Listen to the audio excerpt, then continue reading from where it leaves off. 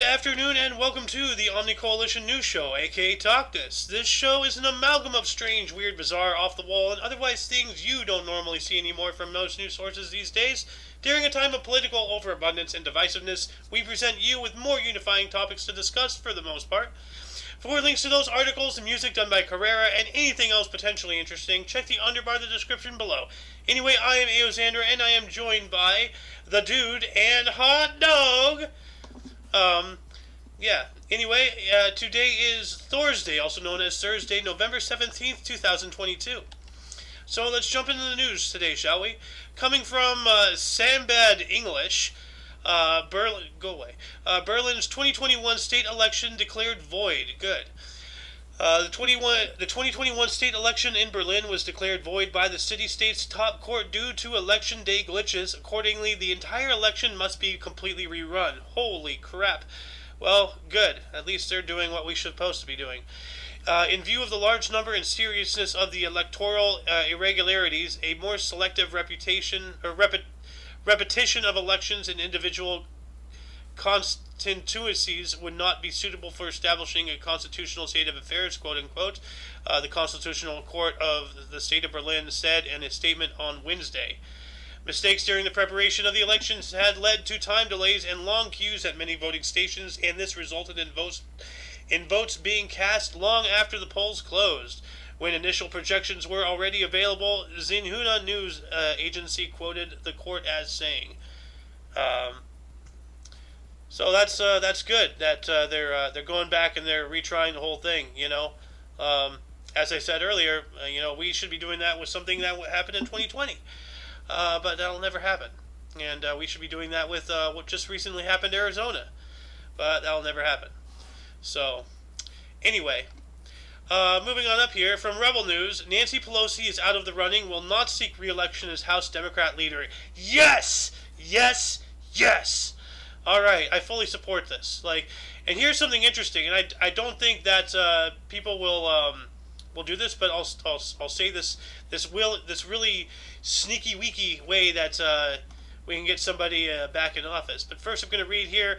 U.S. House Speaker Nancy Pelosi will not be seeking re-election for her roles as the leader of the House Democrats nearly 20 years since she first took on the role. Her move comes following the Republicans' slim victory in the House. Quote, with great confidence in our caucus, I will not seek, why can't I read today? I will not seek re-election to Democratic leadership in the next Congress, end quote, said Pelosi. More quote, for me, the hour has come for a new generation to lead the Democratic caucus, so I deeply respect, and I'm grateful that so many are ready and willing to shoulder this awesome responsibility, end quote. Hold on one second. I have somebody at the door. I apologize.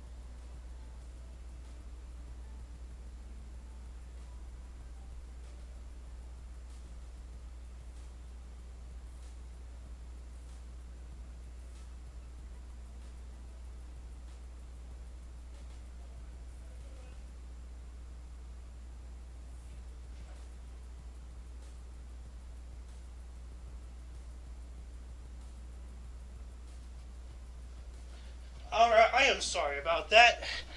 What are you gonna do? Anyway, so as I was saying, goodbye, you will not be missed, Pelosi. I'm gonna have to edit this. But yeah, anyway, what I'm saying is the Speaker of the House does not have to be a member of the House.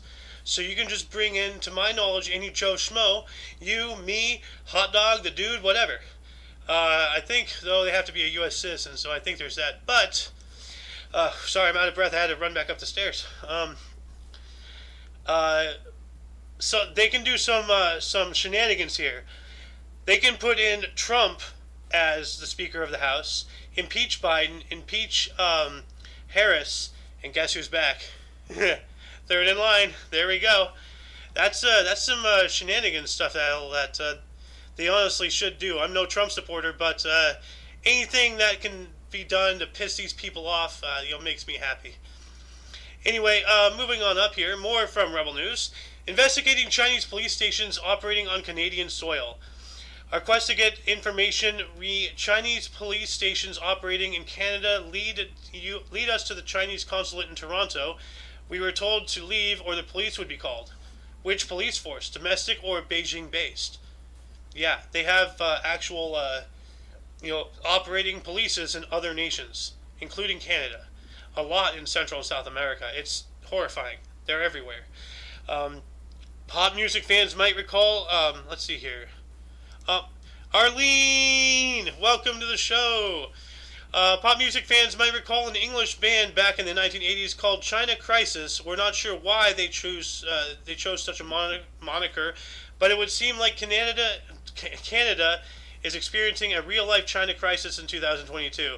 For starters, for some inexplicable reason, there are reports of Chinese police stations operating in Canada, 3 of these being in the Greater Toronto Area.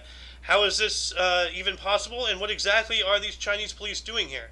Going back to the summertime, we repeatedly reached out to CSIS and the RCMP, but our calls and emails were not returned, so we decided to visit a Toronto RCMP detachment back in December. We did not get any answers, but we were given the promise that somebody in the Media Relations Department of the RCMP would contact us. So I'll leave the rest for you viewers to read. Link is in the underbar right now, the description. But this is seriously concerning that there are Chinese police enforcing Chinese laws on non-Chinese soil. And then now, all this stuff with TikTok coming out, I knew since the start that China owned TikTok. One way or another. They don't actually own it directly, but through all the subsidiaries, which they control the whole thing like a tentacle. You gotta get off of that TikTok, guys. Seriously. Anyway, moving on up here, more from Rebel News. San Francisco launches guaranteed income program for transgender people. Great. Now they're literally saying, hey, we'll pay you to be transgender. With taxpayer-funded money, no or less. San Francisco has begun offering a monthly stipend exclusively for transgender residents of the city.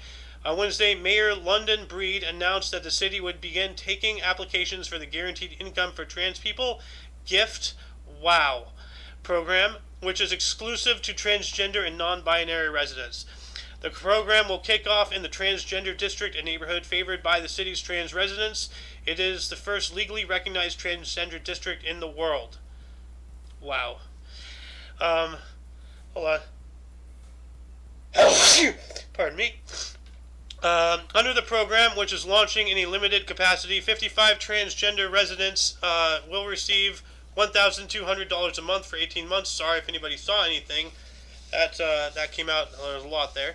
The move is part of a broader effort to advance equity for the city's trans residents. Wow. I don't dislike these people, but where's my guaranteed income because of being straight? Where's my guaranteed income for being this or being that? Don't you I'm not asking the people who are doing this because they know damn well that this is nothing more than just more divisiveness.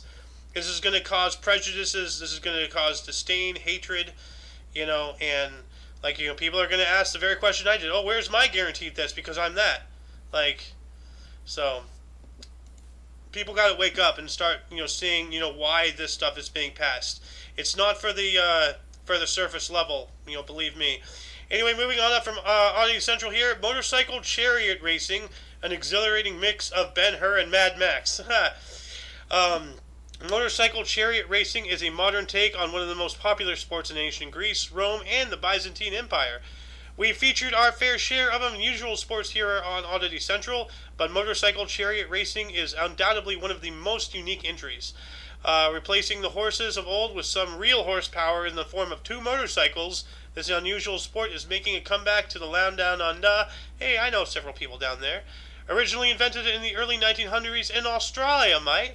Motorcycle chariot racing eventually spread to Europe and the USA before gradually being banned because of the danger to the riders. However, the adrenaline-fueled sport is currently making a comeback in Australia thanks to a professional stunt rider. Well, I think we may have an Aussie in the audience, huh? Um, one of you guys, Yeah, somebody, I think. that's insane, bro. I know. Dude, this is cool. I want to do this. Like, yeah. Anyway, as always, link is in the underbar for more reading. Go give these guys a foot traffic. But this is cool. I want a motorcycle chariot race. Anyway, moving on up from the Mirror. Royal Mail staff to strike for 6 days in December, sparking Christmas Eve postal chaos. Here we go. Royal Mail workers are set to strike for 6 days over Christmas, including on Christmas Eve, in a fresh round of industrial action that could spark chaos over the festive period. The strikes were announced this evening by the Communication Workers Union, CWU, which represents 115,000 postees who will now walk out. It comes as a result of long-running dispute over pay, jobs, and conditions. The strikes will come at a time when countless Brits will be getting in on their Christmas shopping in the run-up to the big day. Workers will walk out on December 9th, 11th, 14th, 15th, and 23rd, and on Christmas Eve as well. This is in addition to strikes already notified for November 24th, 25th, 30th, and December 1st. So, well, rip to those guys. Um, you know, we gotta stop being so reliant on deliveries and all that stuff. Stop making Amazon so powerful. Like, go support your local brick and mortar stores. Yeah, it's more expensive, but it's your community. You want your money to be in your community, not to go to circulate somewhere else, right? Like, you can have some mixes, but for the most part, you gotta take care of yourself. So, anyway, moving on up here, more from the Mirror. 1940s wartime photo shows proof time travel is real after man spotted with phone. Um, let's see, this guy right here.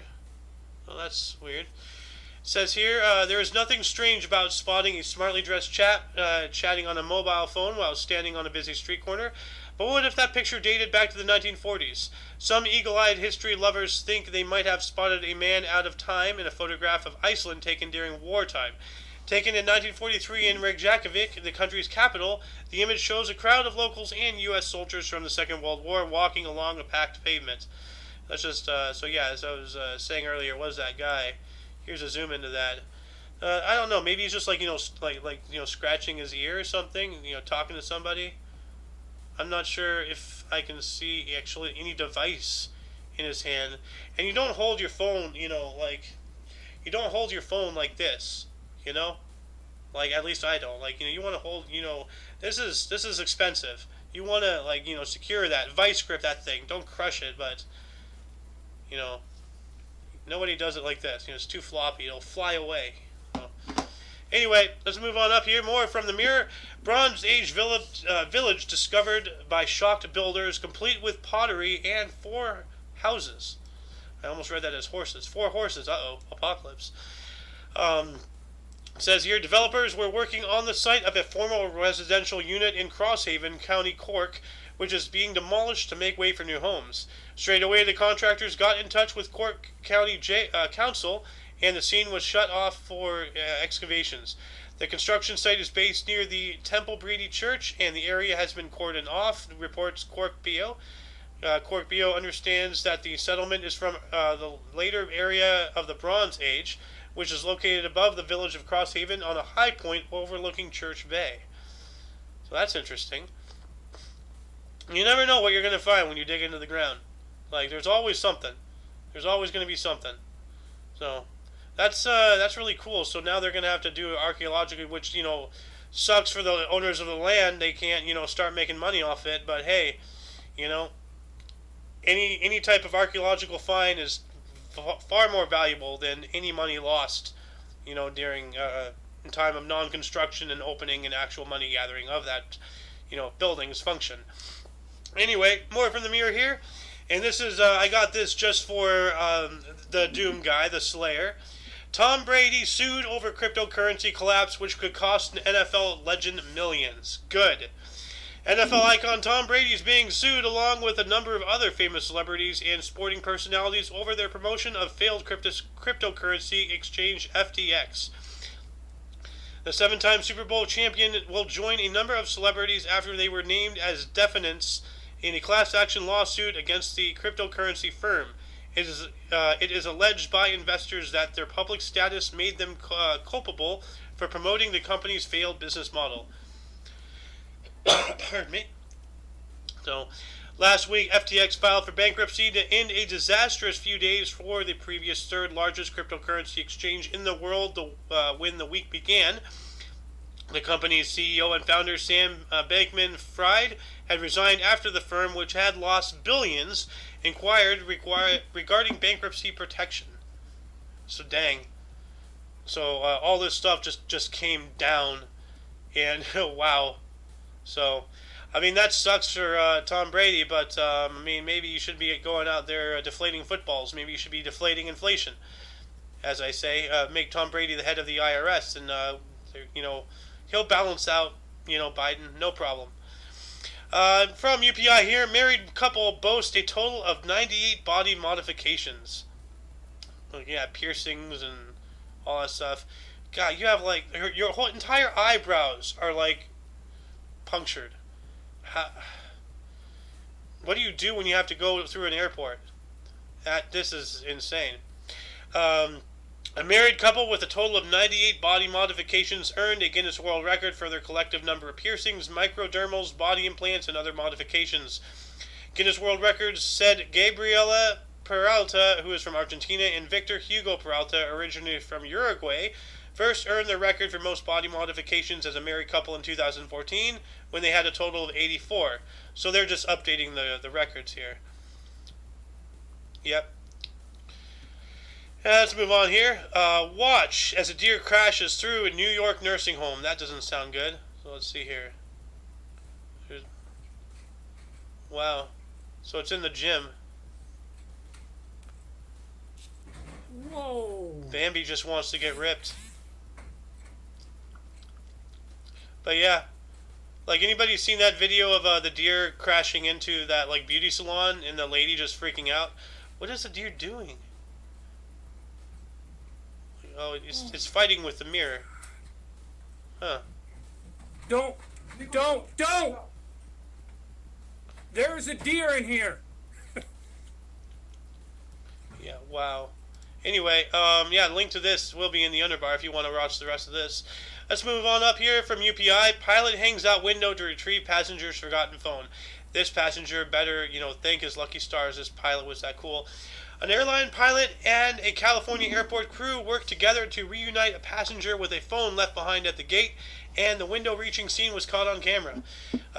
Southwest Airlines posted a video to Facebook showing the captain of the flight hanging out of a cockpit window to retrieve the phone being passed to him by the jumping ground crew workers at Long Beach Airport.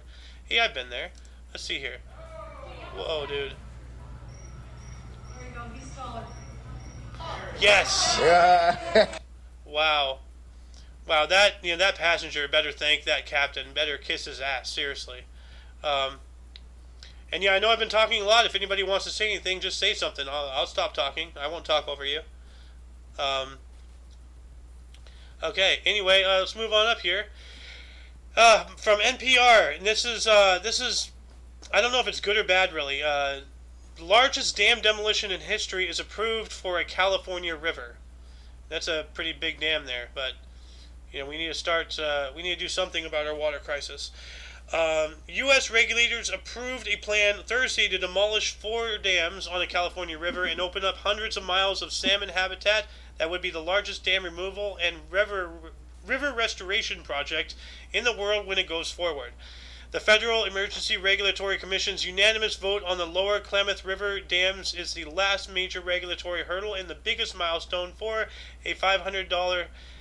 Yeah, it is important, Arlene. Like, it's, I'm very concerned, if this is going to be good or bad. That's why I said it at the beginning. I don't know if it's going to be good or bad.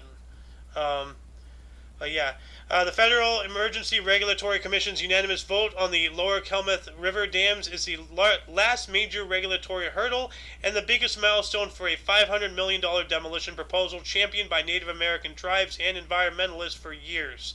The project would return the lower half of California's second largest river to a free-flowing state for the first time in more than a century. Well, I think that's a plus. Native tribes that rely on the Klamath River and its salmon for their way of life may be the driving force behind bringing the dams down in a wild and remote area that spans the California and Oregon border. Barring any unforeseen complications, Oregon, California, and the entity formed to oversee this project will accept the license transfer and could begin dam removal as early as this summer, proponents said. So, let's see how this plays out.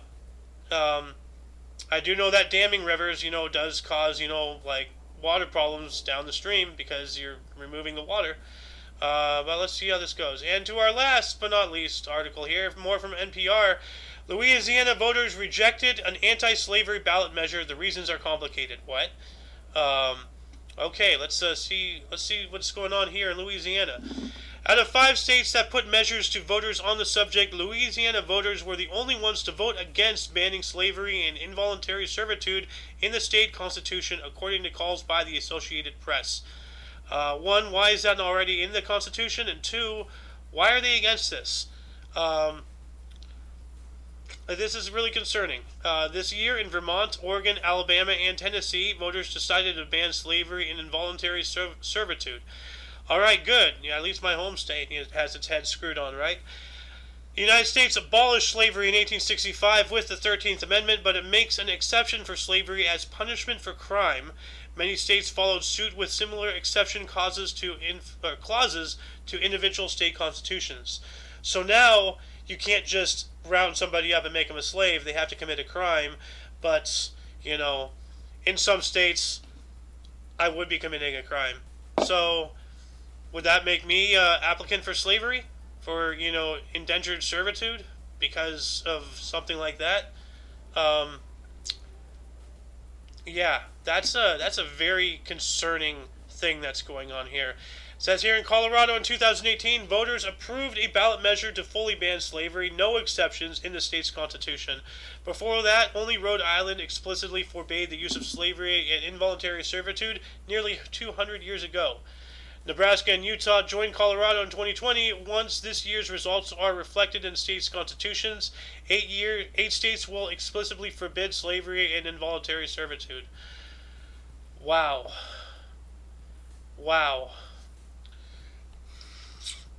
So, that's oof. I gotta post this in the Discord right now. Yeah. Where's the news here? Cheese and crackers. Well, anyway, I dropped a bombshell on you at the end of the show, and that shall conclude the show. Once again, you can check the underbar of the description for any links you may be interested in, including but unlimited to all things OMNI Coalition. This is my own personal YouTube. The OMNI Coalition, our actual group, has its own YouTube. It has a Rumble, it has a BitChute. Go check them out. Go subscribe to those, because it is inevitable that YouTube will deplatform me. Anyway, for your dose of different on otherwise unknown news, we stream Monday through Friday at 2 p.m. Pacific Time. I angled the camera wrong. There we go. For all of you and all of us, I am Xander, and in the live studio audience, I had Hot Dog, the Dude, and Welcome Muffins to the end of the show. So, anyway, until you catch us tomorrow, or if you're interested in history, you can check us out, at 10 in the morning Pacific Time every day, this date in history, TDH. Whenever you see us again, until then, don't forget to look right and left at every intersection, rate 5 thumbs, and subscribe. Toodles!